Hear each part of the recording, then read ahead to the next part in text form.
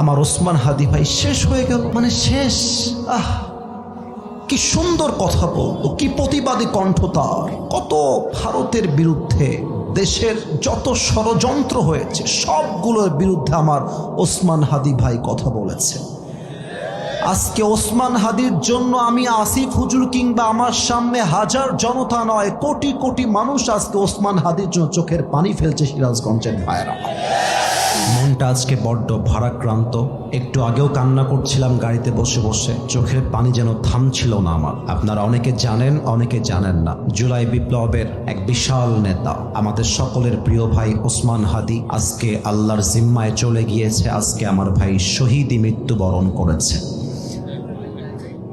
আমরা সিরাজগঞ্জের আজকের এই মাহফিল থেকে দোয়া করছি আল্লাহর কাছে, আল্লাহ যেন আমার ওসমান হাদি ভাইয়ের কবরটাকে জান্নাতুল ফেরদাউসের উঁচু মাকাম নসিব করে দেয়। পরে সবাই আমিন।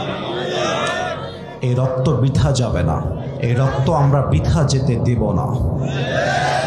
বাংলার ধামাল যুবকরা বেঁচে থাকতে যতদিন পর্যন্ত ওসমান হাদির খুনিদের বিচার হবে না, যুবকরা শান্তির ঘুম বাংলার মাটিতে ঘুমাতে পারবে না।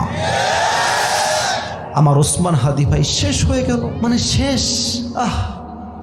কি সুন্দর কথা বলতো, কি প্রতিবাদী কণ্ঠ তার। কত ভারতের বিরুদ্ধে দেশের যত ষড়যন্ত্র হয়েছে সবগুলোর বিরুদ্ধে আমার ওসমান হাদি ভাই কথা বলেছে। আজকে ওসমান হাদির জন্য আমি আসিফ হুজুর কিংবা আমার সামনে হাজার জনতা নয়, কোটি কোটি মানুষ আজকে ওসমান হাদির জন্য চোখের পানি ফেলছে। সিরাজগঞ্জের ভাইরা, আমি আবারও দোয়া করছি আল্লাহর কাছে, আল্লাহ আমার ওসমান হাদি ভাইয়ের যদি কোনো গুনাহ পৃথিবীতে বেঁচে থাকতে হয়েও থাকে, তুমি তার শহীদি রক্তের বিনিময়ে তার কবরটাকে জান্নাতুল ফেরদাউসের উঁচু মাকাম হিসেবে কবুল করে নাও। পড়ো সবাই আমিন। জোরে সোরে বলেন সবাই আমিন। ইনশাআল্লাহ দেশ একবার আমরা স্বাধীন করেছি। 2024 সালে দেশটাকে আমরা নতুনভাবে আবার স্বাধীন করেছি। তবে জুলাই বিপ্লবের প্রত্যেকটা নেতার কাছে, প্রত্যেকটা ছাত্র জনতার কাছে আমি আসিফ হুজুর একটা বার্তা পৌঁছে দিতে চাই। আমাদের আর একটা যুদ্ধ এখনো করা বাকি আছে। সেই যুদ্ধের নাম হলো আল্লাহর জমিন। যেহেতু আল্লাহর, ইনশাআল্লাহ আগামীর যুদ্ধ হবে আল্লাহর জমিনে। আল্লাহর কোরআনের সংবিধান দিয়ে দেশ চালাবার সংগ্রাম হবে আগামীতে। আমরা স্পষ্ট ভাষায় বলছি, ওসমান হাদির খুনের বিচার করতে হবে আল্লাহর কোরআনের সংবিধান দিয়ে। আগামীর 26 সালের পার্লামেন্ট চলবে কোনো গণতান্ত্রিক আইন দিয়ে নয়, ব্রিটিশ আইন দিয়ে নয়। আগামীর পার্লামেন্ট চলতে হবে আল্লাহর কোরআনের সংবিধান দিয়ে। সিরাজগঞ্জের ভাইরা, আমার কথা স্পষ্ট। Stop for a moment. আমি কথা বলি স্টপ। একটু পরে তাকবীর দেবেন, আমি কথাটা শেষ করি। আমরা অনেকে জানতে পেরেছি ওসমান হাদির খুনিরা নাকি বর্ডার ক্রস করে ভারতে পালিয়ে গিয়েছে। আমার বর্তমান সরকারের কাছে আবদার নয়, এটা আমাদের warning. And this is the last warning from the people of Bangladesh. প্রত্যেকটা যুবকদের পক্ষ থেকে বাংলাদেশের প্রত্যেকটা সরকারের দায়িত্বশীল ব্যক্তিদের কাছে এটা আমাদের লাস্ট ওয়ার্নিং।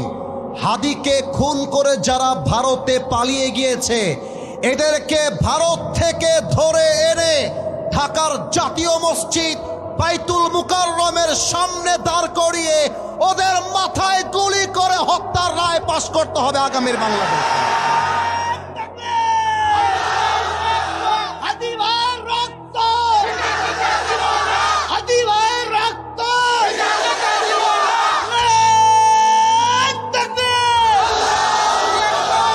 وكتبنا عليهم فيها أن النفس بالنفس والعين بالعين والأنف بالأنف والأذن بالأذن والسن بالسن والجروح قصاص।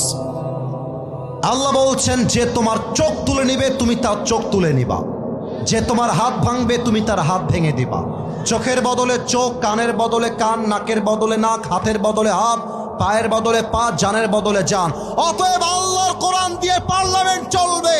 ওসমান হাদির খুনিদের বিচার না হওয়া পর্যন্ত যুবকরা থামতে পারে না, এই লড়াই থামতে পারে না, এই শহীদ থামতে পারে না, ঠিক কিনা বলো সবাই?